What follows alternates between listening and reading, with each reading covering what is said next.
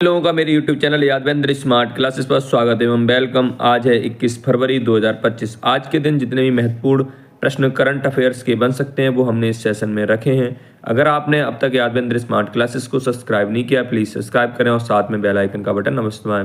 प्रत्येक परीक्षा में करंट अफेयर्स का बहुत ही महत्वपूर्ण योगदान रहता है। आज का अपना पहला प्रश्न, हाल ही में 2022 के लिए Dadasaheb Phalke lifetime achievement award किसे मिला?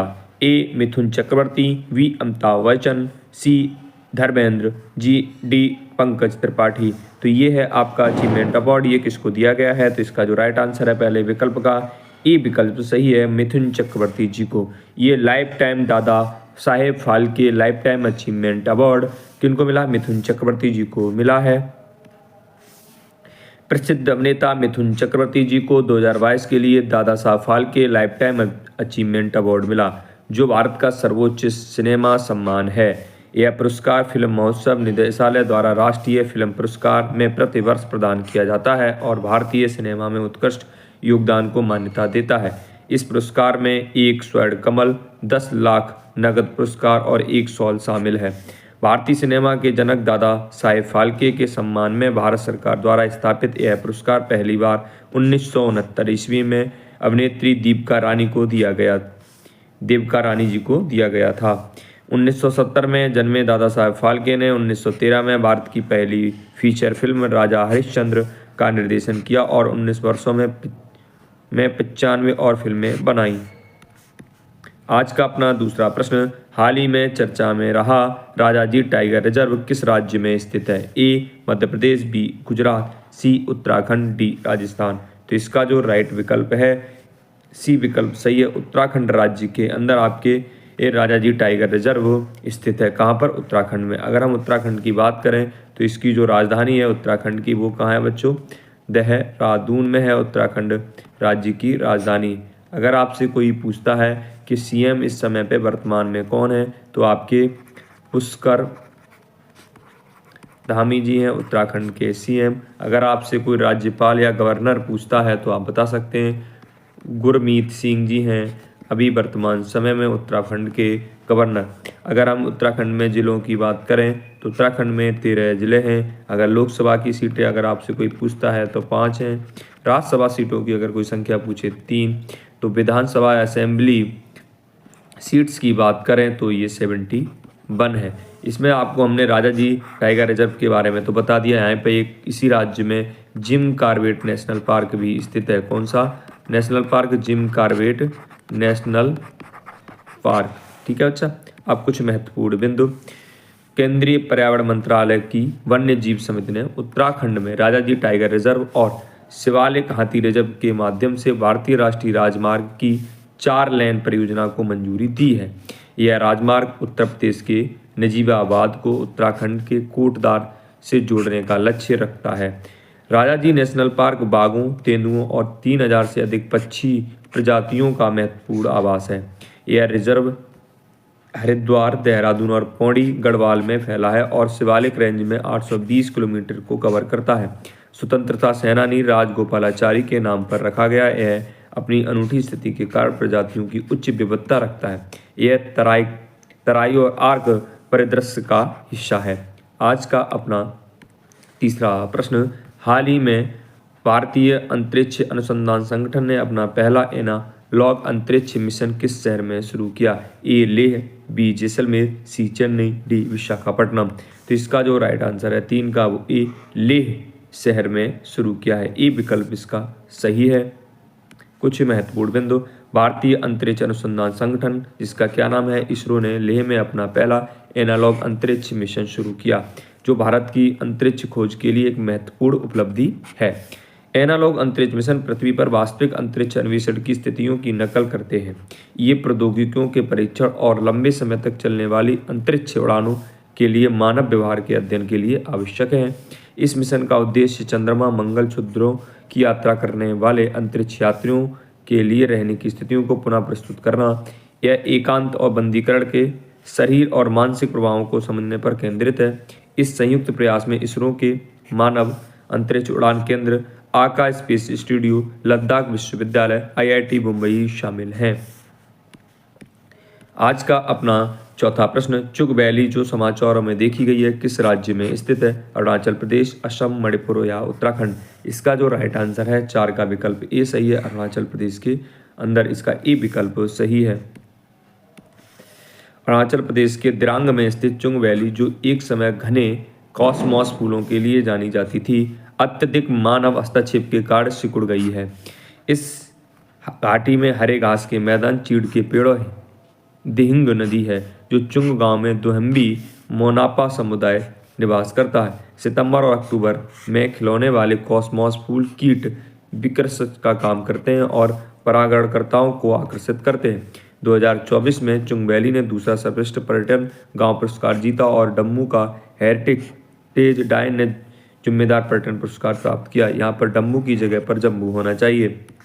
आज का अपना 5वां प्रश्न, फरवरी 2025 में भूकंप झुंड मंड के कारण किस देश को आपातकाल की स्थिति में रखा गया है? A Japan, B 20, C Nepal, D Bharat? तो 5 का जो राइट आंसर है बच्चा ये है ऑप्शन नंबर बी विकल्प सही है। यहाँ पर ये ऑप्शन गलत दिया गया है, इसे का सही करते हैं। यहाँ पर सही हो जाएगा क्या बच्चा? ग्रीस। कौन सा? ग्रीस। ग्रीस देश में क्या हुआ है? यहाँ पर ये गलत ऑप्शन दिया गया है, इसका सही है ग्रीस, क्योंकि ग्रीस में कौन सा भूकंप झुंड नाम के जो एक भूकंप आया जिसके आपातकाल की स्थिति बनी हुई है। कुछ महत्वपूर्ण बिंदु देख लें। ग्रीस के सैटोरनी, आईओएस, अमोरगोस और अनाफी में समुद्र के अंदर भूकंपों के झुंड के कारण आपातकाल की स्थिति घोषित कर दी गई। भूकंप झुंड तब होता है जब समान तीव्रता की कई भूकंपीय घटनाएं एक छोटे से क्षेत्र में एक के बाद एक आती हैं।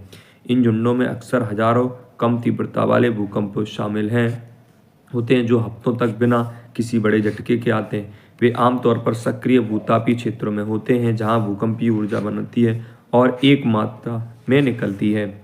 आज का अपना प्रश्न नंबर 6, समाचारों में रही सौपर्णिका नदी किस राज्य से होकर बहती है? ए महाराष्ट्र, बी उड़ीसा, सी कर्नाटक, डी आंध्र प्रदेश? तो इसका जो राइट आंसर है 6 का वो आपका सी विकल्प सही है, कर्नाटक राज्य से होकर निकलती है। अगर हम कर्नाटक राज्य के बारे में थोड़ी जानकारी लें तो यहाँ की जो राजधानी है कर्नाटक की वो कहाँ पे बच्चा? बेंगलुरु है।